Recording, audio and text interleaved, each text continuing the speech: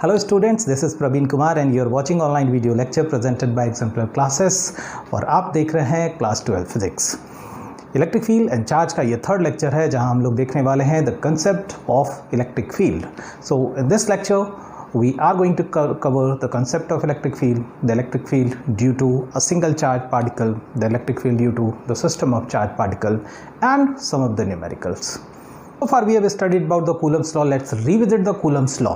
मान लीजिए कि एक चार्ज है Q और एक चार्ज मैंने यहाँ रखा है small q and let's say I have position vector say r0. इसको r ही कर देता हूँ मैं।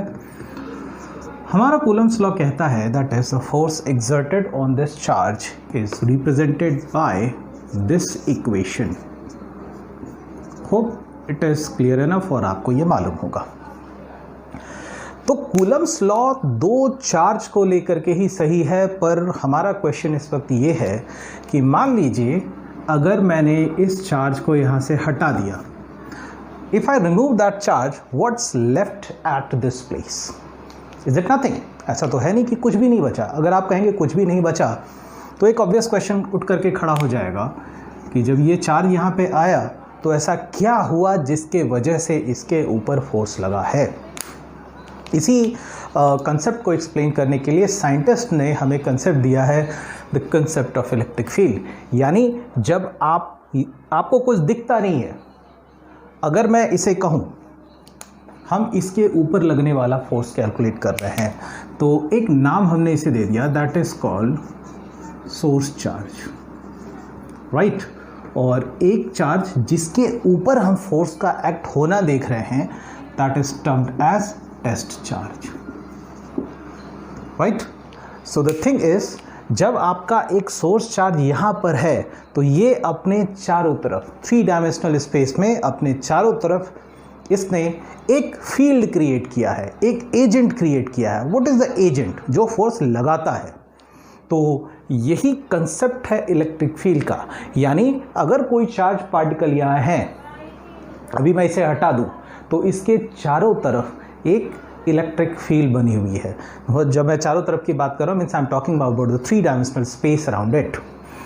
और इसी इलेक्ट्रिक फील्ड की वजह से जब कोई दूसरा चार्ज पार्टिकल इस फील्ड में इंटर करता है तो वो फोर्स एक्सपीरियंस करता है, right. Am I clear enough what is electric field?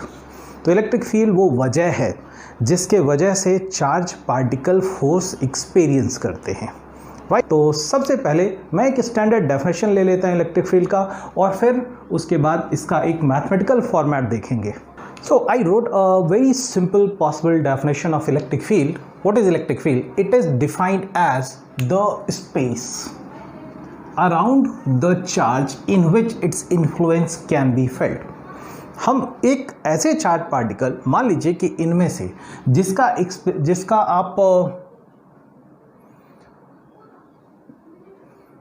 आप इन्फ्लुएंस पता करना चाहते हैं, दैट इज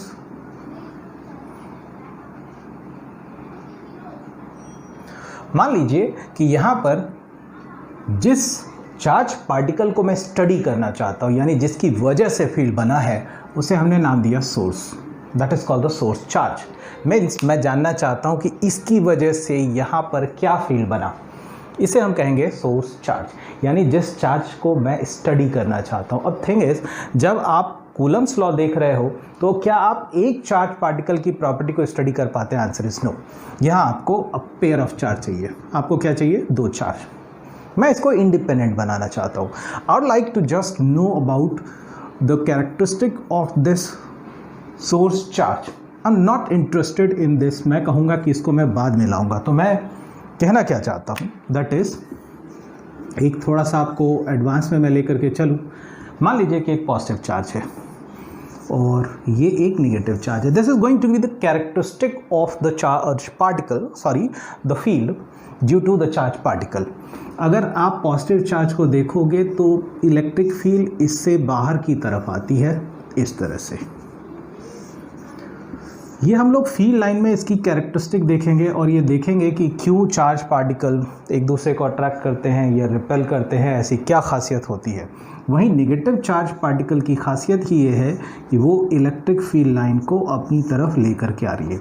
तो जो मैं टर्म इस्तेमाल कर रहा हूँ दैट इलेक्ट्रिक फील्ड लाइन, तो आप क्या समझे, ये जो फील्ड लाइन मैंने ड्रॉ किया है ये एक इंडिविजुअल चार्ज की वजह से है, ये भी एक इंडिविजुअल चार्ज की वजह से है, मगर कूलम्स लॉ हमें दे रहा है एक pair of charge. I don't like to study the pair of charge. हम मैथमेटिकली ये जानना चाहते हैं कि what is going to happen if just one charge is present there. तो बड़ा एक सिंपल सा हमने एक रूल निकाला, मैथमेटिकल सॉल्यूशन। आप अगर इस फोर्स को देखो तो वे इस दो चार्ज के ऊपर डिपेंड है, मगर मान लीजिए मैं ऐसा लिखूं, this, am I clear enough? अब अगर आप राइट हैंड साइड को देखोगे तो यहां पर केवल एक चार्ज बचा which is independent now.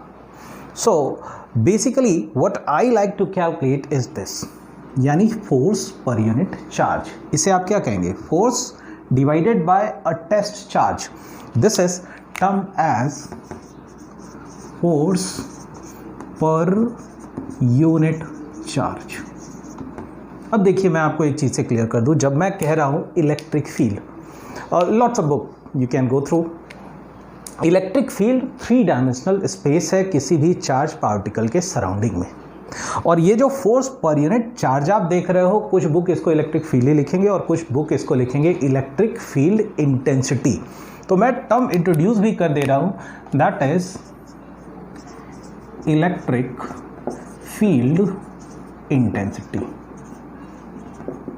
पर जब हम लोग टर्म इस्तेमाल करते हैं electric field intensity, it means that is intensity और strength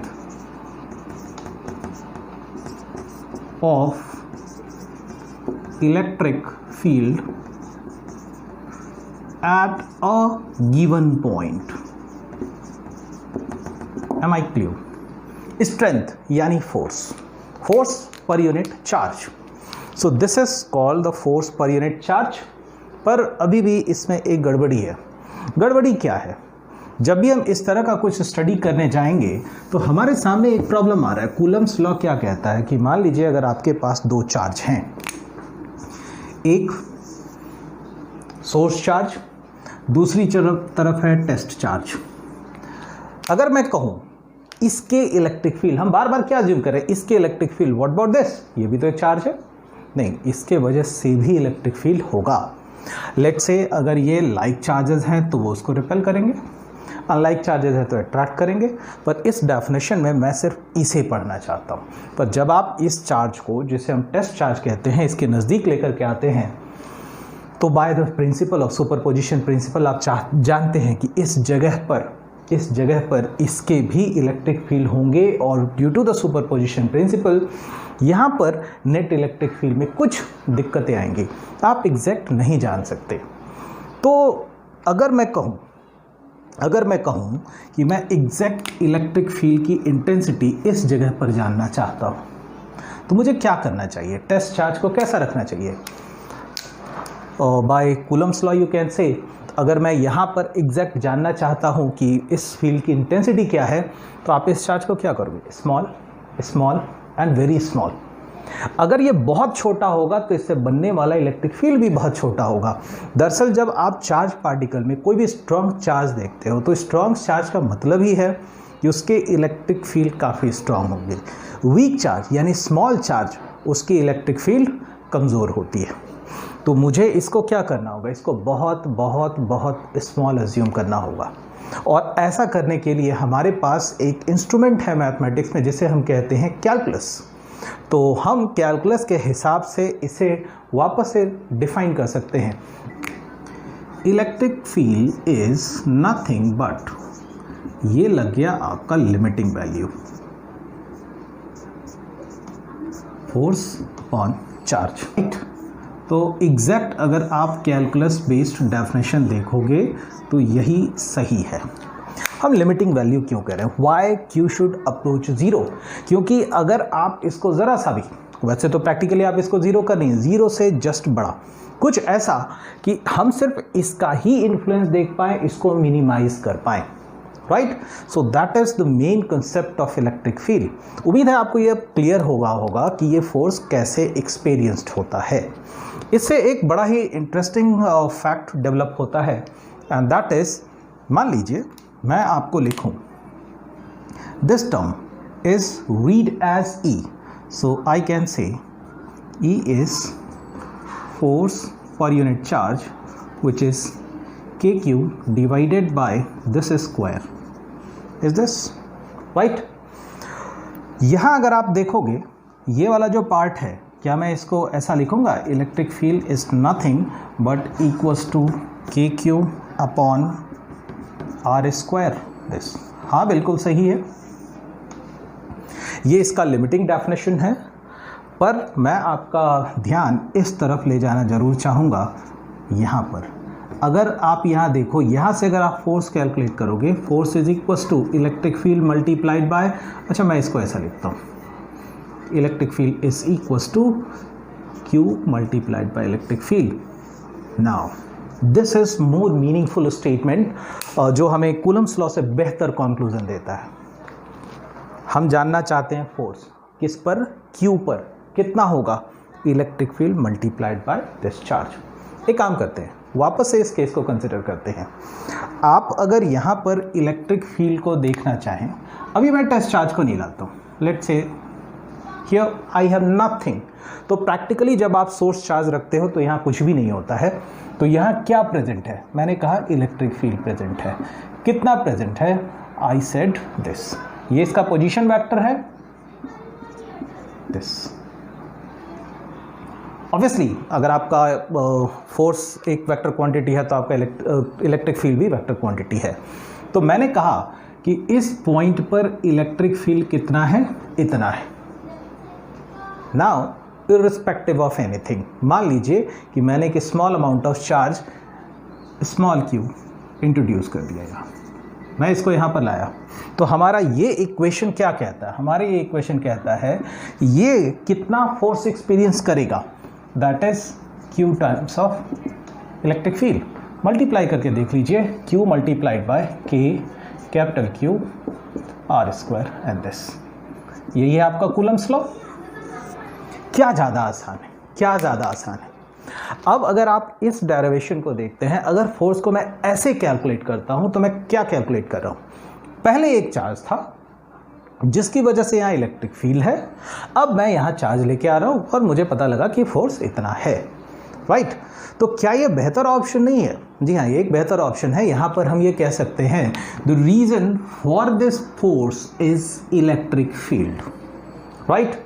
and this electric field, जैसे कि इस इक्वेशन को मैं कह सकता हूँ कि इलेक्ट्रिक फील्ड स्ट्रेंथ जो मैंने यहाँ से निकाला, फोर्स पर यूनिट चार्ज, ये कुछ ऐसा ही है कि आप पेट्रोल पंप पर जा रहे हो पेट्रोल भरवाने, राइट। तो हर इंसान के लिए अलग अलग तो पेट्रोल पंप के उन्हें बोलते नहीं कि भाई 2 लीटर का प्राइस इतना है, 4 लीटर का इतना है। वो क्या बताता है आपको, जब आप पूछते हो what is the rate of petrol, let's say ₹90 पर लीटर, वो कहेगा 90 रुपये। तो आपको खुद समझना है, रेट मीन्स 90 रुपीज़ पर लीटर। ये वैसी ही चीज़ है, फोर्स पर यूनिट चार्ज। फिर उस जैसा आप 90 रुपीज़ पर लीटर को, लेट से आपने 5 लीटर डलवाया तो आप 5 से मल्टीप्लाई करते हो। यहाँ हम लोग क्या करते हैं, फोर्स कैलकुलेट करने के लिए इस इलेक्ट्रिक फील्ड को 4 से मल्टीप्लाई कर देते हैं, हमें क्या मिलेगा, force. That is the important concept of electric field. Let's study the electric field due to isolated charge. Well, 3 important property है इलेक्ट्रिक फील्ड की, हम लोग उससे भी देखेंगे। पर जब मैं कह रहा हूँ that is electric field due to isolated charge, तो मैं 2 ग्राफिकल रिप्रेजेंटेशन आपके सामने रख रहा हूँ। That is, let's say that this is origin, और मैंने यहाँ पर रखा है एक प्लस Q चार्ज, तो क्या होगा देख लेंगे। और यहाँ एक रखा है मैंने माइनस Q चार्ज, तब क्या होगा इसे देख लेंगे। तो इसे देखने के लिए लेट्स से मैंने एक पॉइंट रखा यहाँ, let's name it as the point P। इसके लिए एक पोजीशन वेक्टर ड्रॉ कर दे रहे हैं। कैसा? ऐसा, राइट। से दिस इज आर वेक्टर। अगर मैं चाहूँ तो यहाँ पर इसको ऐसा भी दिखा सकता था यूनिट, खैर उससे दिक्कत नहीं है।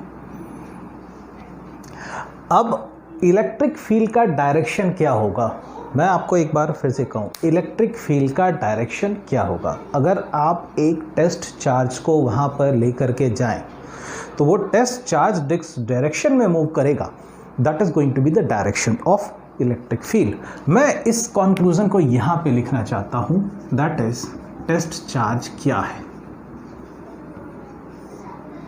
See there are lots of book. Test charge and unit positive charge में अंतर है। टेस्ट चार्ज क्या होते हैं? That is very small positive charge. अब क्योंकि ये हमारे एजम्पशन पर है, इसलिए आप टेस्ट चार्ज को कभी भी नेगेटिव चार्ज नहीं लोगे, हमेशा क्या लोगे? पॉजिटिव चार्ज, क्योंकि जितने भी बुक्स हैं इसी पॉजिटिव चार्ज को लेकर के एक्सप्लेन किए गए हैं। मान लीजिए कि मैं यहाँ पर एक पॉजिटिव चार्ज को लेकर के आऊँ। अगर मैं यहाँ पर एक पॉजिटिव चार्ज लेके आता हूँ तो फोर्स किधर एक्सपीरियंस करेगा? ऐसा एक्सपीरियंस करेगा। सो it is the property of this positive charge.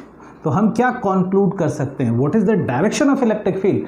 जिधर टेस्ट चार्ज मूव करता है, तो टेस्ट चार्ज किधर मूव कर रहा है? दूर की तरफ मूव कर रहा है। तो इससे हमने एक कंक्लूजन निकाला, ये जो पॉजिटिव चार्ज होते हैं इसके चारों तरफ फील्ड कैसा है? आउटवर्ड। इसको कहते हैं रेडियली आउटवर्ड होना, यानी रेडियस के डायरेक्शन में। So for positive charge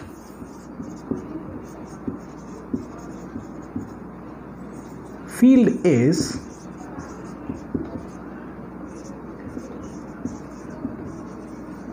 radially outward.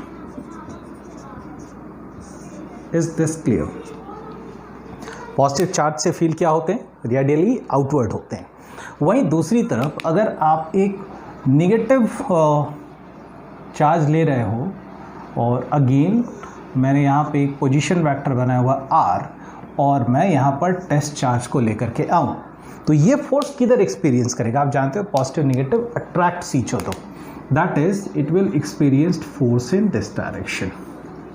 तो इससे हम क्या कंक्लूड करेंगे? We are going to conclude that the negative charge electric field क्या होता है? रेडियली इनवर्ड, अंदर की तरफ होता है। So we can say that is for negative charge electric field is radially inward. This is the most important conclusion जो आपको याद रखने चाहिए। पॉजिटिव चार्ज के लिए इलेक्ट्रिक फील्ड का डायरेक्शन क्या है? Radially outward. नेगेटिव चार्ज के लिए radially inward.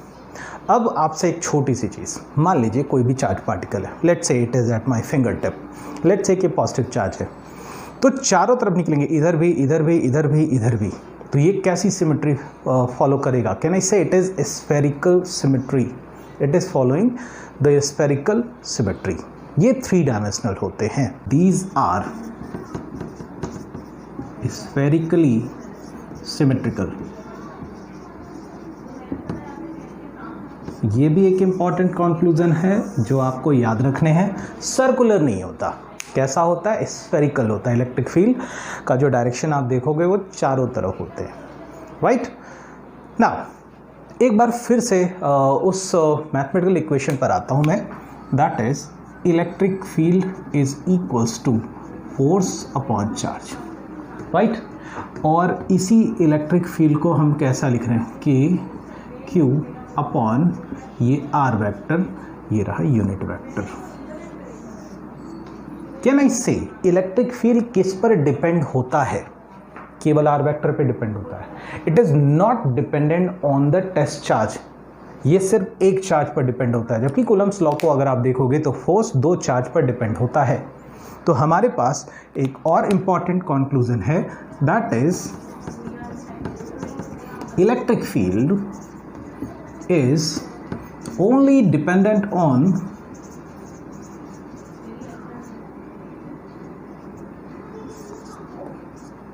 r vector due to मैं लिख दे रहा हूं given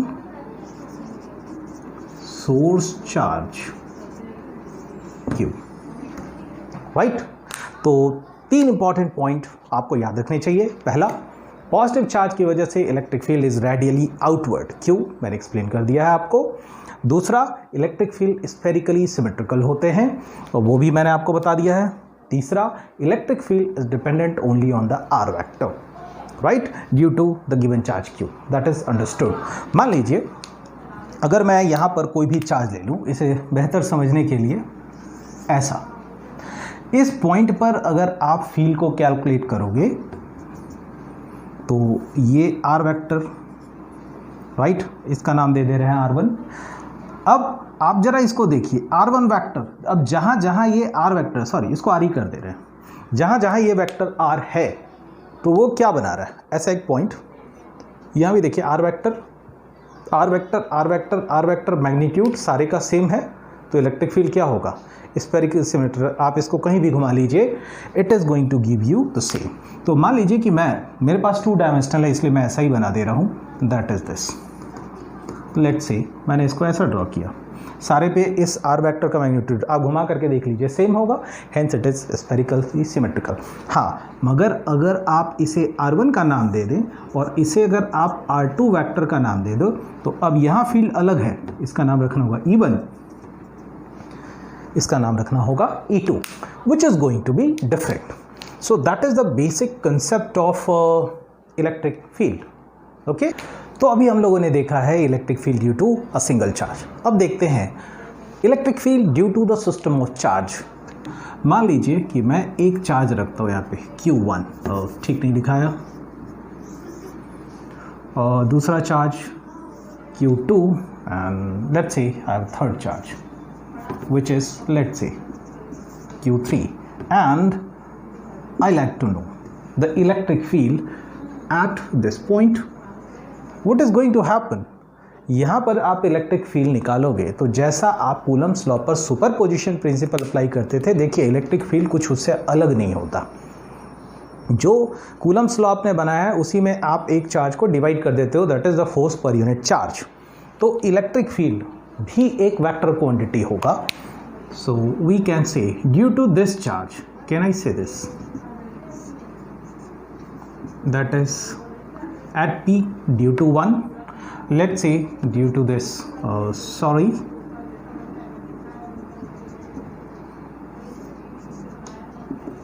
that is at P due to 2,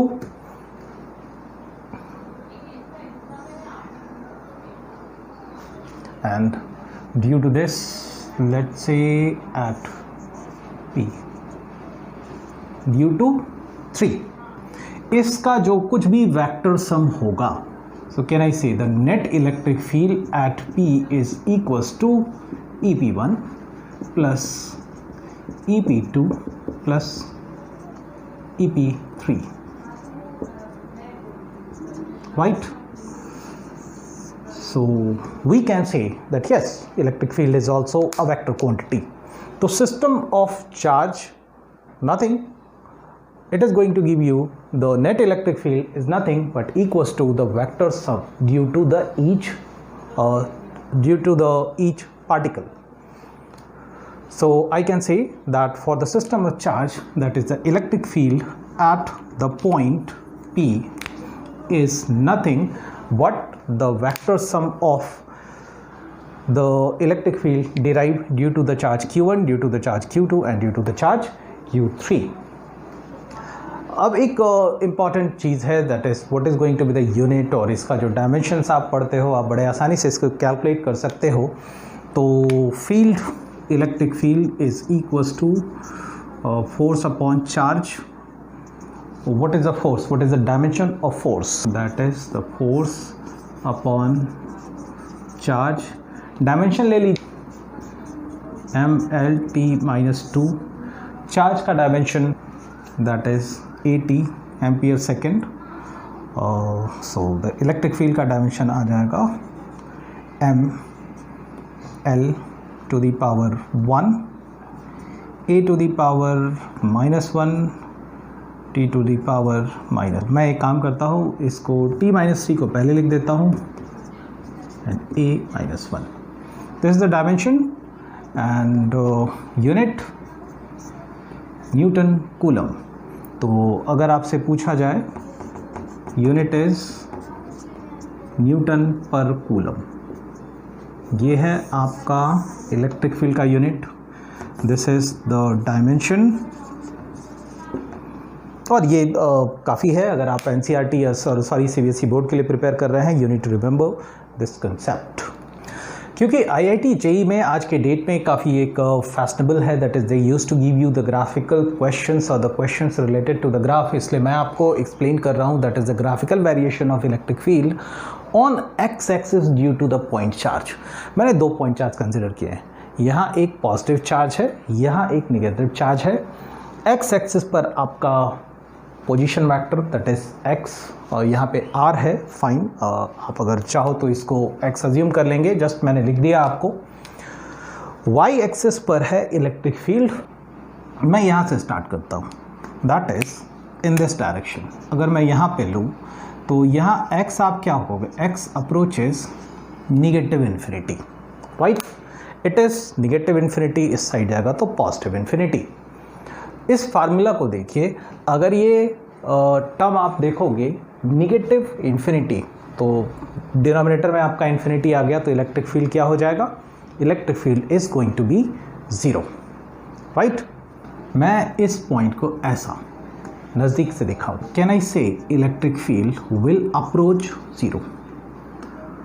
well, x approaches negative infinity, और मैंने इसको ऊपर नहीं बनाया है क्योंकि आप अभी भी देखोगे तो एक पोजीशन वेक्टर आपको दिया हुआ है, वो direction is going to be negative. Second, अगर मान लीजिए कि मैं यहाँ पर 0 पुट करूँ, that is if x approaches 0. इस वाले रीजन को देखिए, इस क्वाड्रेंट को देखिएगा, ये first quadrant, second, third, fourth. Third quadrant में देखिए x अप्रोचेज 0. क्या x एग्जैक्ट 0 हो जाएगा? नहीं, क्योंकि जब हम कह रहे हैं that is the x approaches 0, तो ये इस साइड से अप्रोच कर रहा है, 0 को अप्रोच कर रहा है, लेकिन वैल्यू अभी भी इसकी नेगेटिव है, right. If that happens then electric field will approach to infinity. But what infinity? क्योंकि आपका जो ये वेक्टर क्वांटिटी आप देख रहे हो, ये है तो अभी भी स्मॉल नेगेटिव. डिनोमिनेटर ये आपको क्रिएट कर रहा है infinite value, but due to this negative this is going to be negative. तो ग्राफ आपका कैसा बनेगा? ग्राफ पैराबोलिक होगा. मन में क्वेश्चन उठेगा, व्हाई पैराबोलिक ग्राफ? तो आप जानते हैं y is equals to c/x². ये आपको एक पैराबोलिक ग्राफ देता है which is a constant. Let say इसको मैं a लिख देता हूँ, कोई कंफ्यूजन नहीं होना चाहिए. इसलिए मैंने यहाँ पे आपको एक पैराबोलिक ग्राफ बनाया. अब अगर आप यहाँ पे आए, जस्ट अभी यहाँ देखोगे तो x की वैल्यू 0 से जस्ट छोटी थी, जैसे ही जस्ट बड़ी होगा तो 0. ये टर्म क्या हो जाएगा? 0. तो इलेक्ट्रिक फील्ड क्या हो जाएगा? Infinity, but the direction will be positive. तो ये है आपका पॉजिटिव इन्फिनिटी, ये यहाँ से स्टार्ट होगा. और जब मैं इसको पॉजिटिव इन्फिनिटी की तरफ ले जाऊँगा, यानी अगर मैं यहाँ लिखूँ तो x approaches 0 but from right hand side, मुझे ये कोट कर देना चाहिए, और ये हो जाएगा आपका फ्रॉम लेफ्ट हैंड साइड. अगर ये राइट हैंड साइड से अप्रोच करेगा तो आपका इलेक्ट्रिक फील्ड इन्फिनिटी को अप्रोच करेगा, और कैसा? Positive infinity. You already know from the limiting value. At this point x will approach positive infinity. If it is going to approach the positive infinity, तो ये term पूरा हो जाएगा 0. लेकिन आप इसको देखोगे तो ये अभी भी पॉजिटिव है, तो इलेक्ट्रिक फील्ड किसको अप्रोच करेगा? 0. कैसा? पॉजिटिव 0. तो आपको ग्राफ कहाँ मिलेगा? यहाँ मिलेगा.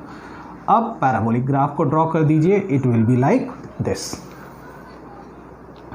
तो इस रीजन में मैं कहूँगा electric field is greater than 0. For this region electric field will be. तो यहाँ पर अगर मैं डायरेक्शन दूँ तो इलेक्ट्रिक फील्ड का direction positive direction of x axis है, लेस देन 0, यानी इलेक्ट्रिक फील्ड का डायरेक्शन नेगेटिव साइड में है, राइट। होप ये ग्राफ आपको क्लियर होगा। अब आते हैं तब क्या, जब ये चार्ज निगेटिव हो। अगर चार्ज नेगेटिव है तो देखिए यहाँ आपका एक नेगेटिव टर्म आ जाएगा। अगेन हम लोग इस साइड से ही स्टार्ट करेंगे। तो जब हम लोग इधर से स्टार्ट करते हैं तो x approaches what, negative infinity, तो इलेक्ट्रिक फील्ड तो डेफिनेटली ज़ीरो होगा। Now if the electric field will be zero, अब डिसाइड करना है आपको पॉजिटिव या नेगेटिव। अब देखिए x अप्रोचेस नेगेटिव 0, आपका यूनिट वेक्टर अभी भी आपको इस साइड इंडिकेट कर रहा है, that is in this direction negative.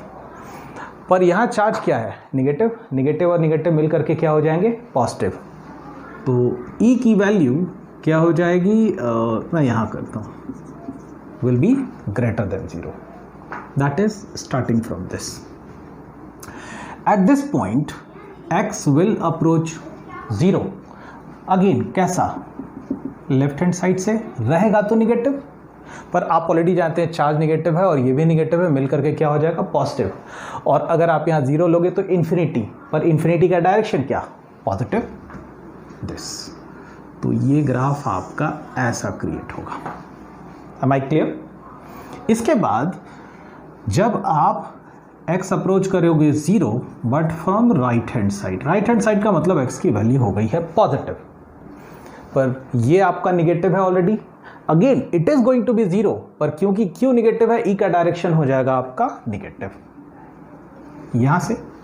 और अगर मैं x को वापस यहां लेके जाऊं, अप्रोचेस पॉजिटिव इन्फिनिटी, ये मैं क्लियर हूं, it is going to approach 0, right. तो आप अगर ग्राफ को बना करके देखें तो ग्राफ कैसा बनेगा, ऐसा बनेगा, ठीक है। We have a question, 2 point charges of magnitude plus q is placed at x is equals to minus a, x is equals to a. Plot the variation of graph on x and y axis. ये एक hard code problem है जो आपको exactly समझना चाहिए कि इस graph को हम कैसे प्लॉट करते हैं। बड़ा ही इंपॉर्टेंट कंसेप्ट है ये, जैसा कि मैंने अभी आपको पिछला एक कंसेप्ट दिया था, ये उसी पर बेस्ड होगा। तो मैं इसे समझने के लिए पहले कि एक्स एक्सिस को ड्रॉ कर दूँ कुछ इस तरह से, right, and let's plot the charge plus Q. सिर्फ क्यू लिख दे रहा हूँ, so obviously it is plus Q. एक मैं यहाँ लिख दूँ, दैट इज क्यू, राइट। और यहाँ मैं ले रहा हूँ x इज इक्वस टू 0, यहाँ मैं ले रहा हूँ x is equals two plus A, here I can take x is equals to minus a. Now we can able to split the complete x-axis into 3 part. ऐसा, ये 0 का reason है और ये कुछ इस तरह से, और ग्राफ बनाने के लिए मैं इसको नीचे भी प्लॉट कर दे रहा हूँ। और x-axis को है तो I can say it is going to be something like this, और ग्राफ मैं नीचे बना दूंगा ऐसा। यह है x is equals to 0, x is equals to a, x is equals to minus a। Now मैं अब आपसे एक बड़ा ही बेसिक सा कंसेप्ट लूँगा। अज्यूमिंग 2 चार्ज हैं यहाँ पर, इसको नाम दे रहे हैं 1 and 2। Can say that let's say it is named as 1 and let's name it as 2। अब जो हमारा 3 रीजन बना हुआ है, 1 2 3, हर एक के लिए हम ग्राफ को बनाते हैं। नाउ सी दिस, आप अगर इस वाले रीजन को देखो, let's name it as region 1, ऐसा कर दे रहा हूँ, ये रीजन 2 है, ये रीजन 3 है। तो 1 का मतलब हुआ इस तरफ का, यानी एक चार्ज के इस साइड, एक चार्ज के दूसरे side, region 2 between the 2 charges. Now let's say अगर मैं इसको 1 हूँ तो इसे मैं इंडिकेट करता हूँ से यहाँ पर ऐसा एक फील्ड बनेगा, दैट इज E1। मेरा क्वेश्चन है, आप अगर जानते हैं इलेक्ट्रिक फील्ड का formula A into Q divided by r square, you already know this. तो यहाँ पर 2 फील्ड क्रिएट होंगे इस वाले रीजन में, पहला इस चार्ज की वजह से दिस, इस चार्ज की वजह से जो फील्ड यहाँ बनेगा वो स्ट्रॉन्ग बनेगा या वीक बनेगा। आप अगर यहाँ पर कोई डिस्टेंस r लें तो यहाँ से उसका डिस्टेंस कितना हो जाएगा। अगर मैं ये कहूँ it is due to E1, so what is due to E2, KQ upon R plus 2a whole square. ये डिस्टेंस 2a भी ऐड करोगे तो डिनोमिनेटर आपका बढ़ेगा तो इसकी वैल्यू कम हो जाएगी। तो अगर मैं कहूँ दैट लेट्स से इसको थोड़ा बड़ा बना देता हूँ, ये E1 है तो उस चार्ज की वजह से यहाँ जो फील्ड बनेगा दैट इज E2 उससे छोटा बनेगा, लेकिन डायरेक्शन क्या होगा, इस तरफ ही होगा। So net direction is going to be towards the negative of the x axis. Is that clear? और अगर मैं कहूँ इनफाइनाइट पर, आप अगर इनफाइनाइट पे लेकर के जाएंगे तो ये भी ज़ीरो, ये भी ज़ीरो, राइट। तो x की वैल्यू अगर इन्फिनिटी पर है तो आपका इलेक्ट्रिक फील्ड का वैल्यू क्या हो जाएगा, ज़ीरो हो जाएगा। बट ज़ीरो तो होगा किधर साइड, नेगेटिव साइड में। तो you already know it is going to give you the parabolic graph. तो मैं इसको ऐसा बनाता हूँ, x is equal to minus A यानी दिया ये ऐसा। और जब हम इस पॉइंट पर आएंगे तो देखिए इसकी वजह से तो इलेक्ट्रिक फील्ड होगा, लेकिन इसकी वजह से इलेक्ट्रिक फील्ड क्या हो जाएगा, ज़ीरो हो जाएगा, जैसा कि हमने पहले देखा था। That is if this is zero this complete field will be zero, लेकिन डायरेक्शन कैसा होगा, नेगेटिव। अग्री? अब आते हैं इस रीजन में। जब हम इस रीजन में आएंगे तो पहले इस वाले रीजन को प्लॉट करने की कोशिश करते हैं। दैट इज आप अगर यहाँ से देखो ये एक पॉजिटिव चार्ज है तो इसके वजह से यहाँ पे कैसा फील्ड प्रोड्यूस होगा, that is E1 and exactly इसके वजह से यहाँ कैसा फील्ड प्रोड्यूस होगा, दैट इज E2। इसके लिए भी डिस्टेंस है a, इसके लिए भी डिस्टेंस a है, तो इसका मैग्नीट्यूड क्या हो जाएंगे, इक्वल हो जाएंगे। तो ऑलरेडी ये वेक्टर फॉर्म है, vector of equal magnitude opposite sign, it is going to be zero. तो यहाँ पर इलेक्ट्रिक फील्ड की इंटेंसिटी क्या हो जाएगी, ज़ीरो। अब देखते हैं इसकी वजह से। अब आप यहाँ से यहाँ का पोर्शन देखोगे तो किसका फील्ड स्ट्रॉन्ग है, 1 का स्ट्रॉन्ग है, क्योंकि अगर आप यहाँ पर कोई भी पॉइंट को कंसिडर करो तो ये पॉइंट इससे दूर है लेकिन इसके नज़दीक है, तो मैंने इसको बनाया E1। कैसा बनेगा, बड़ा बनेगा। ये वाला रीजन जो E2 का बनेगा, देखिए ऑपोजिट साइड, लेकिन नेट ये छोटा बना, ठीक है। तो आपका जो नेट इसका डायरेक्शन निकलेगा, E1 बड़ा E2 छोटा, नेट डायरेक्शन बड़े वाले के डायरेक्शन में मैंने लिखा E net, direction is this, that is the towards the positive X axis. तो towards the positive X axis यानी मेरा ग्राफ कैसा जाएगा, ऐसा। अग्री? ये क्यों हुआ है, ये पॉजिटिव क्यों हुआ है, क्योंकि मेरा जो इलेक्ट्रिक फील्ड का डायरेक्शन है वो towards the positive X axis है। यहाँ क्या था, towards the negative x axis था। जब हम इस वाले पॉइंट में आएंगे 0 से इसके रेंज में, तो यहाँ पर हम क्या देखते हैं, यहाँ पर देखिए E1 वीक हो जाएगा, क्योंकि अब ये पॉइंट E1 इससे दूर है और ये पॉइंट इस Q2 चार्ज के नज़दीक है, तो इसके वजह से फील्ड कैसी हो जाएगी, स्ट्रांग हो जाएगी। आप अगर नेट का डायरेक्शन देखोगे तो E नेट किस तरफ आया, ऑपोजिट, बड़े वाले के साइड में हो गया। तो अब इलेक्ट्रिक फील्ड का डायरेक्शन यहाँ था towards the positive X axis, यहाँ क्या था, towards the negative x axis. तो ये ग्राफ आपका कैसा चला जाएगा, निगेटिव। यहाँ पर निगेटिव इन्फिनिटी को ये क्यों टच कर रहा है, इजी टू अंडरस्टैंड। यहाँ पर अगर आप देखोगे तो इस चार्ज की वजह से आप इसको कंसिडर करने वाले हो, दैट इज यहाँ पर इसके लिए अगर आप r की वैल्यू लोगे तो 0 है, तो ये इन्फिनिटी की तरफ चला जाएगा। नेट इम्पैक्ट इज निगेटिव, क्यों, क्योंकि हम यहाँ निगेटिव एक्स एक्सिस ले रहे हैं। अब जरा इस पॉइंट पर आते हैं, यहाँ पर अगर हम लोग आएंगे तो E1 की वजह से जो चार्ज है वो अब वीक हो गया। स्ट्रॉन्ग किसकी वजह से होगा, स्ट्रॉन्ग हो गए आपका E2 की वजह से चार्ज स्ट्रॉन्ग होंगे। वेल, डायरेक्शन जरा देखिए, यहाँ देखिए ये नेगेटिव एक्स एक्सिस पर गया था लेकिन ये पॉजिटिव एक्स एक्सिस पर गया है, तो इलेक्ट्रिक फील्ड का नेट डायरेक्शन क्या होगा, पॉजिटिव इन्फिनिटी। अगर आप इसको ले लें तो ये पॉजिटिव इन्फिनिटी होगा। आप इसको 0 कंसिडर करोगे तो जस्ट इस लाइन के पहले इलेक्ट्रिक फील्ड का डायरेक्शन जीरो को अप्रोच करेगा लेकिन रहेगा उल्टे साइड में, hence it is negative infinity. और यहाँ पर जीरो के जस्ट बाद आप लोगे तो पॉजिटिव इन्फिनिटी होगा, डायरेक्शन इन्फिनिटी तो होगा लेकिन पॉजिटिव डायरेक्शन में। तो ग्राफ मेरा कैसा बनेगा, ऐसा बनेगा। क्लियर? ये ग्राफ जैसा मैंने आपको समझाया, वीडियो को 2 बार देखिए, 3 बार देखिए, लेकिन आपको ये पार्ट क्लियर होना चाहिए। Hope it is clear enough. अब एक काम करते हैं, अब वेरिएशन मुझे निकालना है वाई एक्सिस पर। Let's see that. X axis को हमने 3 पार्ट में बांट दिया था, वाई एक्सिस को हम 2 पार्ट में बांट सकते हैं।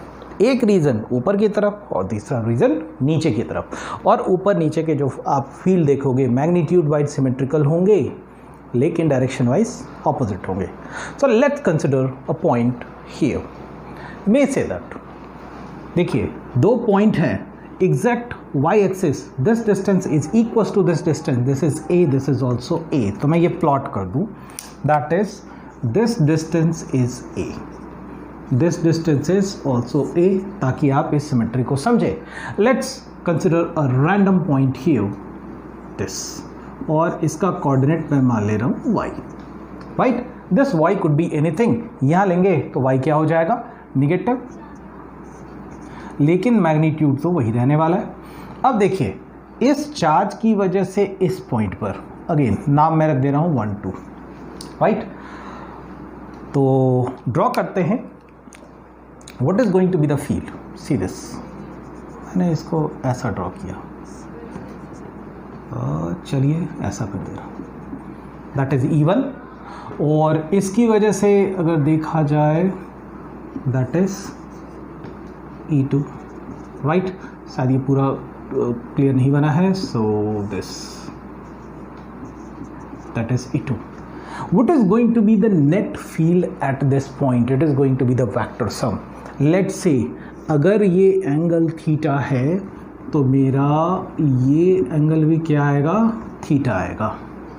E1 और E2 की वैल्यू इक्वल होगी, agree this, can I say this, इसको वेक्टर दे रहा हूँ, और सॉरी यहाँ पे that is the magnitude of E1 vector equals to the magnitude of E2 vector. क्यों? क्योंकि this distance and this distance are equal. अभी काम करते हैं, यहाँ पर अगर आप देखो दोनों का मैग्नीट्यूड इक्वल है। Let's draw the component of E1। मैं अगर E1 के कंपोनेंट ड्रॉ करूँ तो E1 ये हुआ कॉस थीटा, यहाँ पर हो गया आपका E1 साइन थीटा, अग्री। इसके लिए अगर मैं ड्रॉ करूँगा it is going to be E2 cos theta, और यहाँ पर मैं ड्रॉ करूँगा तो E2 साइन थीटा। ये दोनों एक दूसरे को कैंसिल कर देंगे, अग्री विथ दिस और not, equal vector and opposite, right. हाँ, आप अगर इसको ऐसा कर लो, इसको ऐसा कर लो, अब मैंने यहाँ लिखा है E1 is equal to E2। तो यहाँ पर जो नेट इलेक्ट्रिक फील्ड आपको मिलेगा किसकी वजह से मिलेगा, केवल और केवल इसके वर्टिकल कंपोनेंट की वजह से मिलेगा। सो लेट्स सी दैट, इसको एक नाम दे दे रहे हैं, let's say it is the point P। तो the electric field at P is equals to 2E sine theta. मैं एक और काम करता हूँ, इसको कर दे रहा हूँ equal, that is E vector. इसका मैग्नीट्यूड कितना हो जाएगा, K Q upon this distance. ये अगर A है, ये अगर Y है, तो ये कितना हो जाएगा, you already know, A square plus Y square. So can I say it is A square plus Y square. ये है magnitude of E, agree with this. तो हम लोग इसे लिख सकते हैं 2 times of K Q upon A square plus y square into sin theta. Now we have a problem, and the problem is we need to know the value of sin theta. पर ये कोई दिक्कत की चीज़ नहीं है, आप इस triangle को कंसिडर करें, this is theta, hence this is theta, और यहाँ से मैं निकाल सकता हूँ that sin theta is equals to perpendicular upon hypotenuse y upon square root of a square plus y square. तो EP the magnitude is equals to 2kq upon a square plus y square into y upon a square plus Y square under root. तो आप इसको निकाल सकते हैं के cube upon y divided by a square plus Y square to the power 3/2। Now there is a thing, जब हम y axis पर इसको कैलकुलेट करने जाते हैं तो मुझे एक एक्सप्रेशन निकला which is dependent on y। ऐसे में मुझे क्या करना है, इस क्वेश्चन में एक और पार्ट हो सकता था, that is find out the point where the magnitude of electric field is maximum on the y axis. तो यहां आपको कंसेप्ट लगाना होगा मैक्सिमा मिनिमा का, क्लास 11th में आपको पढ़ाया गया था। तो इसके लिए क्या करना है, differentiate this value with respect to y और उसको पुट कर दीजिए 0 और देखिए कि y की वैल्यू क्या आती है। तो आपके लिए डिफ्रेंशिएशन मैं कर दूंगा, that is the differentiation of this value, that is 2kq y upon a square to the power 3/2 और इसको पुट करूंगा 0। तो जो कांस्टेंट वाला पार्ट है इसे बाहर कर देते हैं और कहाँ सॉल्व करूं, इस एरिया में सॉल्व कर दे रहा हूं मैं, और लिमिटेशन है जगह की। सो आई कैन से 2kq बाहर रहने दे रहे हैं and differentiate it with y upon a square plus Y square to the power 3/2। Quotient rule लगा लीजिएगा, you already know this. So कहता हूँ तो 2q इसको ऐसे ही रहने दे रहे हैं, 2kq को सिर्फ इसको डिफ्रेंशिएट करेंगे that is by the quotient rule. तो पहले न्यूमरेटर का डिफ्रेंशिएशन कीजिएगा तो हो जाएगा 1। Denominator will be as it is a square plus Y square to the power 3/2, फिर माइनस का साइन। सो अब आप इसको कांस्टेंट रहने दीजिए y मल्टीप्लाइड बाय डिनोमिनेटर का differentiation that is 3/2 minus 1, so a square plus Y square to the power 1/2 and फिर इसका differentiation that is going to be 2y and put this is equals to 0। पहला solution, इसे तो हटाने की ज़रूरत है। क्या कॉमन ले सकते हैं हम लोग, कॉमन ले सकते हैं a square plus Y square to the power 1/2 common ले लीजिए। So what left here is a square plus Y square to the power 1। Hope it is clear, simple algebra apply कर रहा हूँ मैं। So minus it is 3y, only 3y, ये वाला part आपका already निकल गया है, is equals to 0। This cannot be equals to 0, इसको हम लोग इक्वल्स टू 0 कर देंगे। तो a square plus Y square is equals to, sorry it is 3y square, so it is 3y square. So a square is equals to 2y square which implies that y is equals to a square by a by √2 plus minus.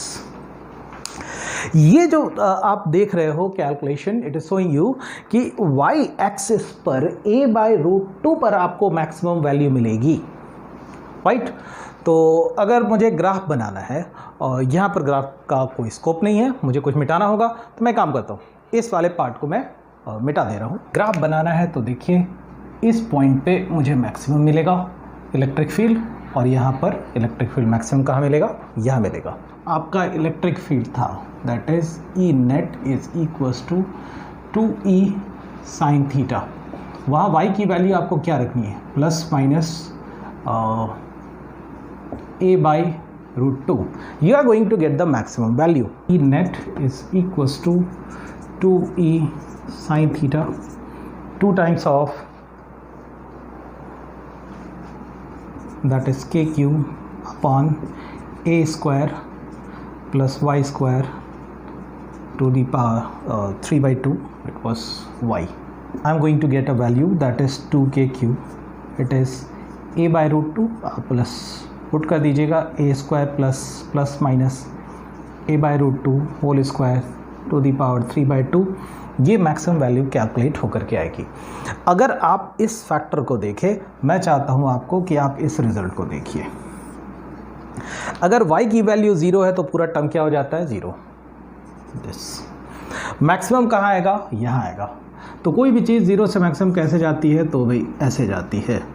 और इसके बाद इस point के बाद जब आप लोगे, इसको बढ़ाओगे तो आपका डिनोमिनेटर बढ़ना शुरू हो जाएगा और ये क्या हो जाएगा, घट जाएगा।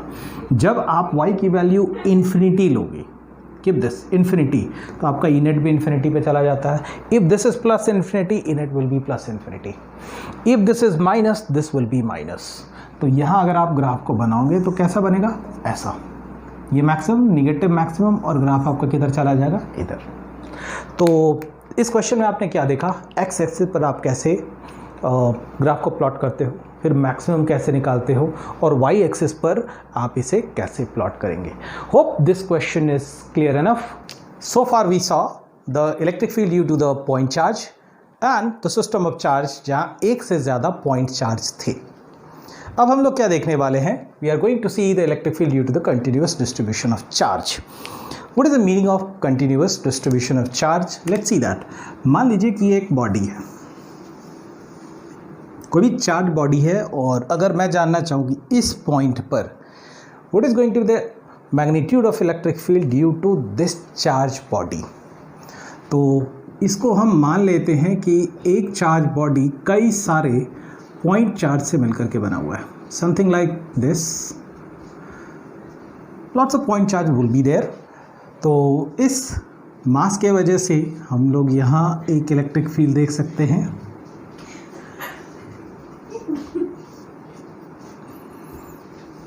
एंड हियर ऐसा.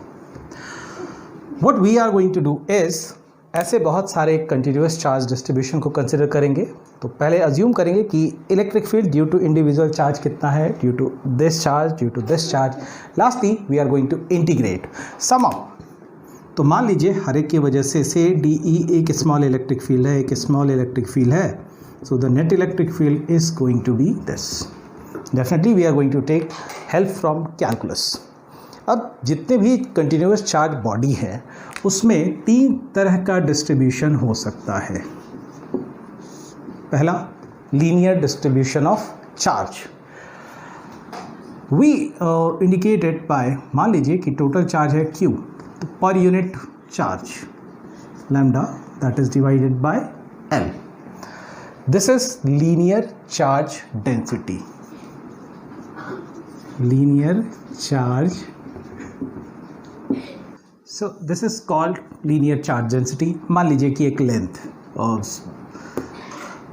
like this, अगर इसका लेंथ है L, इसके ऊपर टोटल चार्ज Q है, तो हम कैलकुलेट कर सकते हैं that is per unit length कितना चार्ज है. उसके बाद इसको स्प्लिट कर लेंगे, that is going to see with the calculus method. Second जो चार्ज डिस्ट्रीब्यूशन है that is surface charge density. which is indicated with say sigma.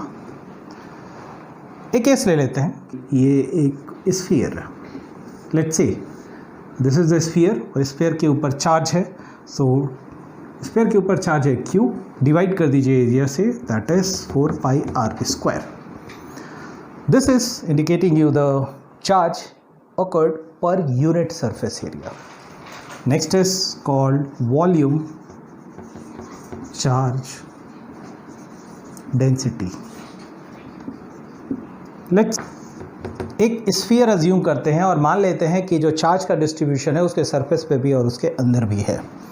So that is total charge per unit volume, that is 4/3 pi r³. तो linear charge density is lambda, indicate करते हैं Q divided by L. Surface charge density is the charge per unit area. Volume charge density is charge per unit volume, and linear is per unit length. So there are three ways to find out the charge distribution. अब हम लोग एक काम करते हैं, we are going to take a help from this concept and this concept, and we will try to find out the net field of a ring charge. Ring charge का मतलब क्या है कि एक सर्कुलर रिंग को assume करेंगे और देखेंगे कि उस पर अगर चार्ज है तो उसके वजह से इलेक्ट्रिक फील्ड कितना जनरेट होगा. लेट्स सी, एक रिंग अज्यूम करते हैं. मान लीजिए कि ये एक रिंग है, मैं यहाँ ड्रॉ कर दे रहा हूँ, और रिंग, एंड टू से इट एग्जैक्टली लेट्स से, और ये काफ़ी पतला इसकी बाउंड्री है, एंड से द रेडियस इज A. से मुझे पता करना है इसके at a distance x from the centre कि यहाँ इलेक्ट्रिक फील्ड कितना होगा अगर मैं ये कहूँ कि इस रिंग का रेडियस a है और टोटल चार्ज इज से the net charge is q. Now if I have a net charge q, तो हम लोग सबसे पहले एक एजम्पशन लेते हैं कि मान लीजिए कि यहाँ एक छोटा सा बॉडी मैंने कंसिडर किया और मैंने ये माना कि इसी से मिल करके ये पूरा रिंग बना हुआ है. If this is the small body, इसके वजह से यहाँ पर एक फील्ड जनरेट होगा. एंड एक बार फिर से बना दूँ.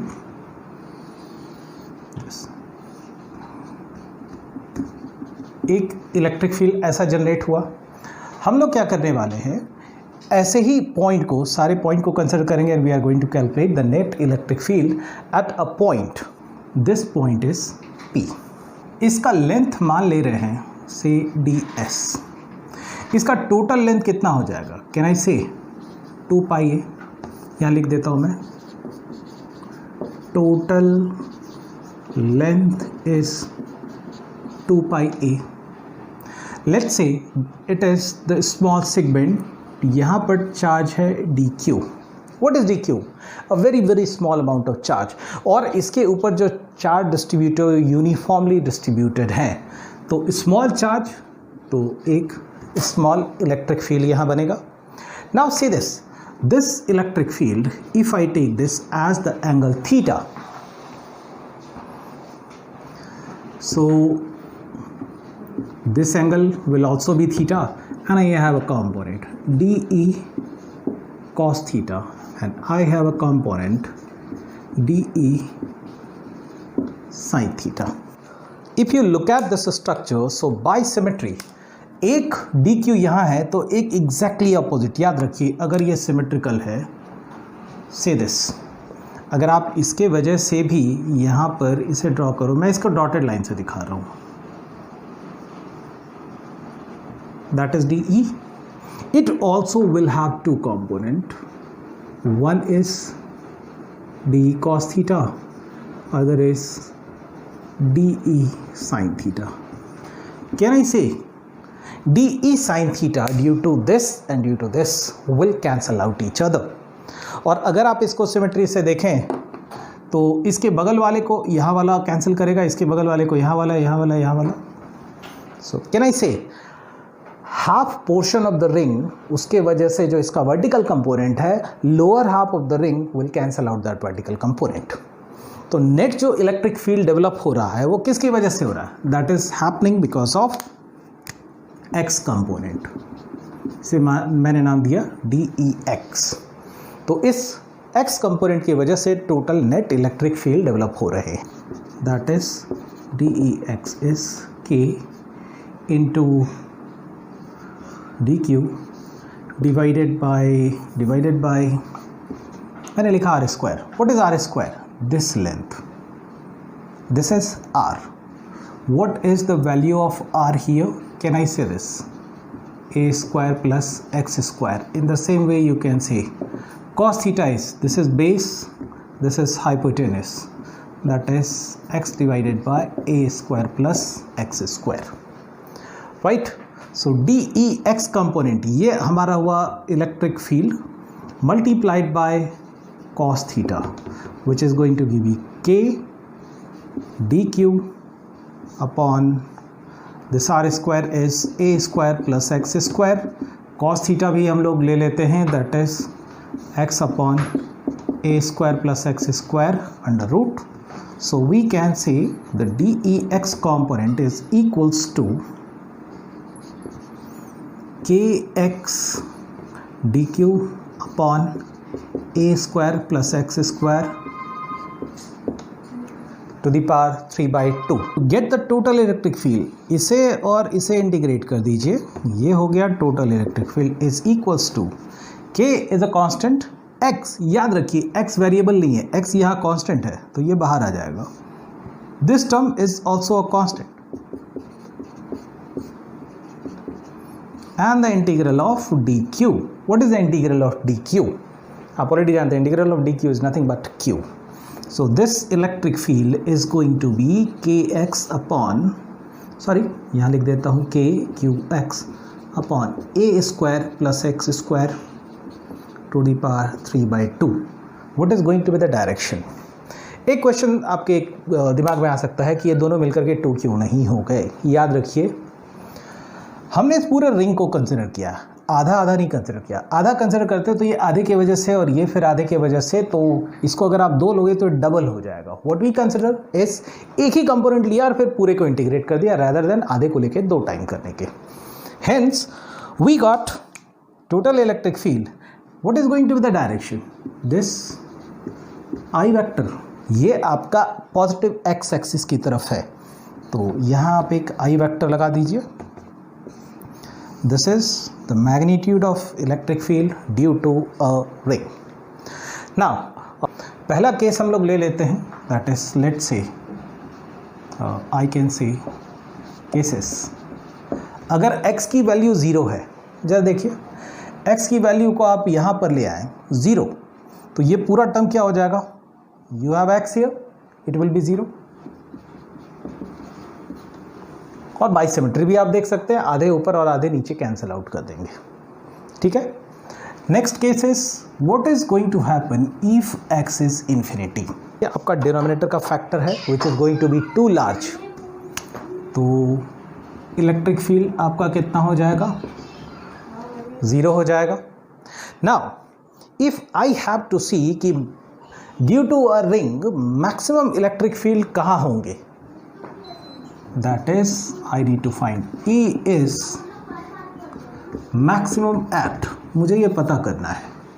तो बस इस एक्सप्रेशन को आप ले लीजिए, that is k cube upon, sorry this is x, मैं यहाँ सिर्फ मैग्नीट्यूड ले रहा हूँ। मैक्सिमा मिनिमा वो कंसेप्ट जो आपने पहले भी देखा था, सो dE upon dx 0 डालेंगे और उसको सॉल्व करेंगे। Let's differentiate this. तो यहाँ पर के क्यू कांस्टेंट है, मुझे डिफ्रेंशिएशन किसका करना है? x upon A square plus x square this, और इसे इक्वल्स टू 0 करना है और x के लिए सॉल्व कर देना। Solve it, what am I going to get is, इसका डिफ्रेंशिएशन हो जाएगा 1, it will be as it is. I am applying the quotient rule और यहाँ इस x को रहने दे रहे हैं, इसे डिफ्रेंशिएट कर देंगे।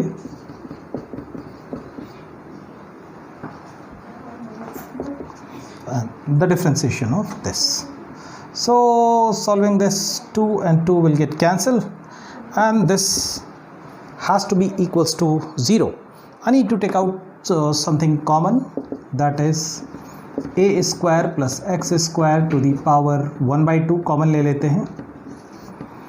So what will left here is a square plus x square, a term minus 3x square. This will be 0. ये टर्म आपका 0 हो नहीं सकता। This term, yes, this can be equals to 0. So a square minus 2x square is equals to 0. X is equals to x upon this. So at a distance x, sorry this is a, और ये हो जाएगा आपका plus minus, we can say that the electric field is going to be maximum. मान लीजिए मैं पूछूं कि मैक्सिमम इलेक्ट्रिक फील्ड इस डिस्टेंस पर तो होगा, पर उसका मैग्नीट्यूड कितना होगा, तो बस आप इस वाले एक्सप्रेशन में आप ई मैक्स कैलकुलेट कर लेंगे, तो कैलकुलेट हो करके कितना आएगा?